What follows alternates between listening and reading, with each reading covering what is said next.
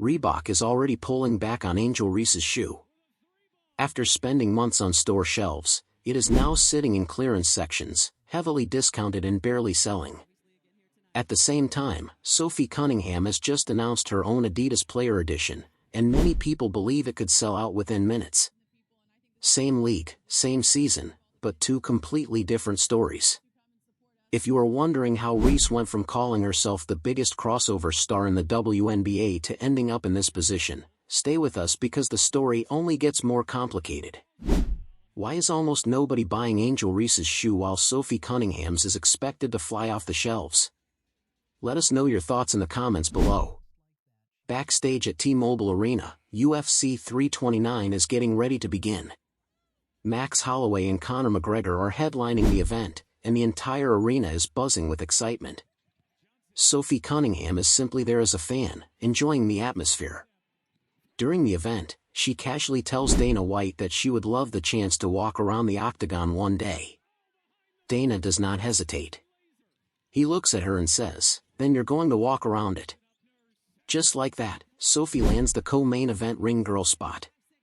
There are no contract negotiations, no months of planning, just a quick conversation in the hallway that turns into one of the biggest crossover moments of her career. The best part is that Sophie was never supposed to be anything more than a spectator. She had no rehearsal, no preparation, and barely any time to process what had just happened before she was walking barefoot into a sold-out Las Vegas arena with cameras following her every move. There was no script telling her where to stand, no producer coaching her through every gesture, nothing at all. It was just Sophie, the octagon, and thousands of fans who had no idea a WNBA player was about to become one of the biggest talking points of the night. Then came the moment everyone remembers. Sophie pointed at Max Holloway with the now famous meme gesture, and Holloway instantly played along. That one moment was clipped, reposted, and shared across sports pages within hours. It became the kind of viral clip that did not even need a caption because Holloway's reaction said everything. People were already sending it through group chats before the main fight had even started. After Holloway won, Cunningham was standing beside him in the center of the octagon celebrating, and that photo quickly spread everywhere. Sports pages, UFC accounts, basketball pages, and even accounts that rarely post about combat sports all shared the image. It became one of the defining photos of the entire event, almost as memorable as the fight itself. Compare that to how athlete marketing campaigns usually happen. Most brand partnerships are planned months in advance. Teams spend weeks deciding camera angles, outfits, talking points, and exactly how every sponsored moment should look. It is polished, controlled, and often feels that way.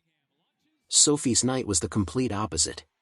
There was no wardrobe team, no script, and no group of people telling her what to say or do. It worked because it felt completely natural. She looked like someone genuinely enjoying the experience instead of trying to create a viral moment, and that authenticity is exactly why it spread so quickly. Within just a few weeks, Adidas had taken notice. What started as a 5-minute hallway conversation with Dana White turned into real interest from a major shoe company after millions of people connected with someone who was never trying to become the center of attention. That was the spark, and now it is time to see what that spark eventually turned into. When Adidas officially announced Sophie Cunningham's Player Edition, social media exploded almost instantly. Her crazy energy Player Edition was suddenly everywhere. Basketball fans, sneaker pages, and sports accounts were reposting it within minutes. This was not one of those quiet press releases that people scroll past. It was the kind of announcement that gets screenshotted and shared almost immediately. So what exactly is the shoe? It is priced at around $120, making it an everyday performance sneaker instead of a super limited release that requires a raffle just to buy. It carries Sophie's name as her own Player Edition, and for someone who was not even considered a top-tier star a year earlier, that is a major career milestone. This is not just a standard team shoe with her name printed on the side. It was designed around her personality, her energy, and the style of play that fans already connect with her. Now, that leads to the question many people are asking. The obvious question is why Adidas is making such a big investment in a role player instead of going after one of the league's biggest superstars. The answer says a lot about how sports marketing works today. Companies are no longer focused only on statistics. They are focused on trust, and trust is exactly what Sophie Cunningham has built with the people who watch her every game. Fans do not feel like she is playing a character or trying to create a different version of herself for the cameras. Whether she is on the court, giving interviews, or walking around the UFC octagon, she comes across as the same person every time. That consistency is one of the biggest reasons many fans have started calling her America's Girl. It was not a nickname created by a marketing agency. It came naturally from fans on social media after watching her simply be herself again and again. Compare that with Angel Reese publicly calling herself the league's biggest crossover star, only to see many people online dismiss the claim. One nickname was earned because fans' finger-pointing clip continues to circulate online, and the connection people feel with her is something no advertising campaign can easily manufacture. Companies can spend millions on marketing, but they cannot buy genuine public support. That is why many people see this as an example of the market responding to authenticity instead of a carefully planned campaign. Nobody planned the octagon walk, nobody planned the nickname, and nobody planned the excitement surrounding the shoe release. It all happened because people genuinely enjoyed watching Sophie Cunningham. A big reason fans constantly supports her teammates and one whose leadership has been questioned. Sophie Cunningham has repeatedly shown public support for Caitlin Clark whenever opponents have played physically against her. During games, Cunningham has often stepped in after hard fouls. She openly said she was not going to stand by and watch her teammate get pushed around without standing up for her. That was not a prepared statement. It reflected the way she has consistently played, and fans noticed because it is unusual to see a role player embrace protecting a superstar as part of her role on the team. When people compare that with Angel Reese's situation, they often point to reports that described tension surrounding the Chicago Sky during that period.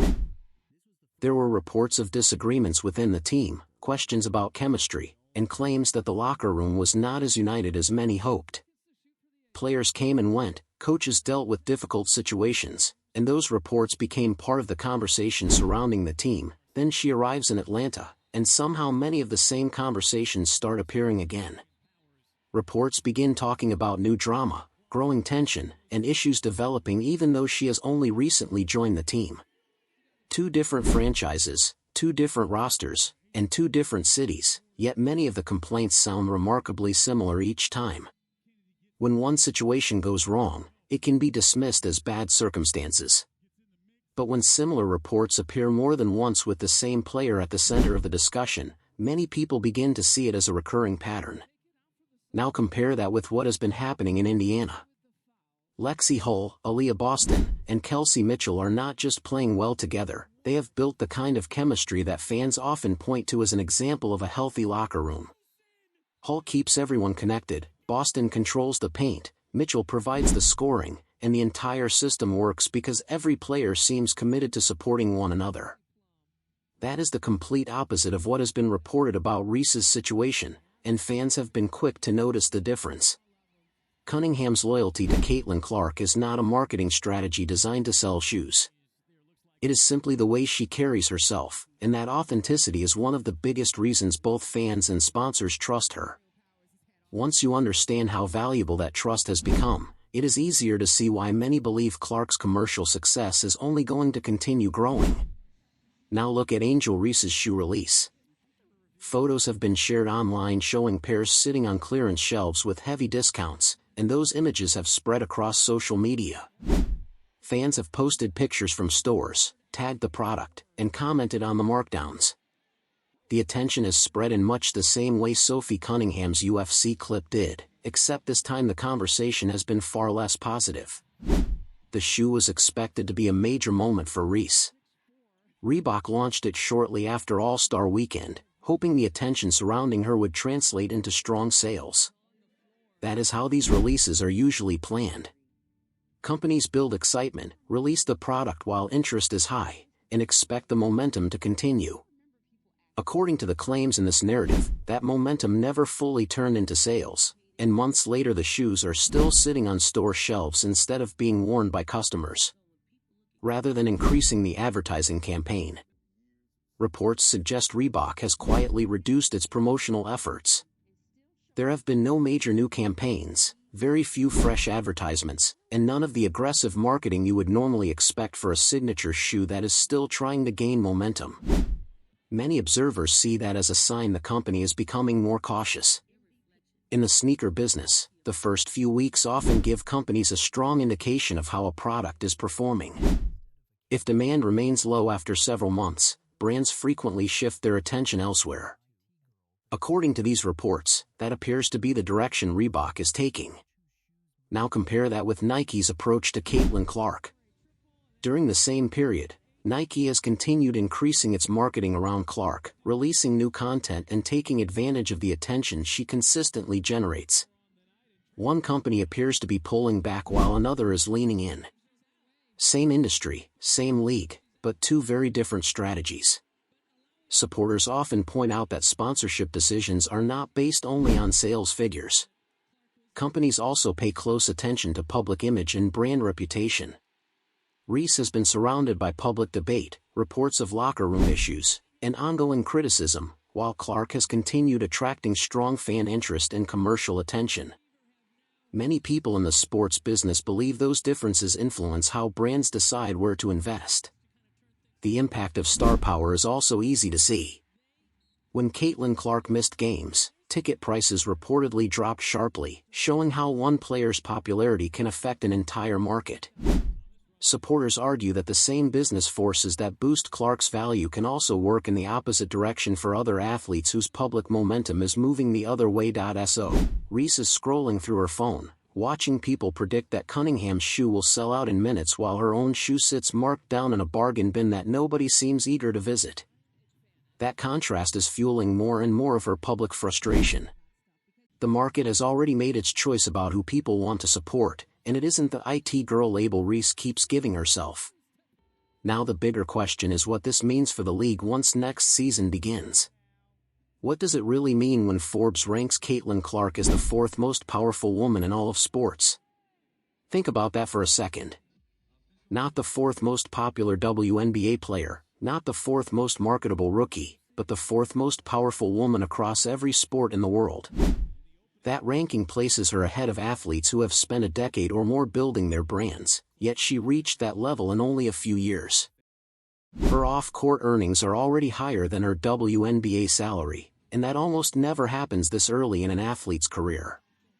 Usually, it takes years of winning championships and MVP awards before endorsement money catches up to game checks, let alone passes them.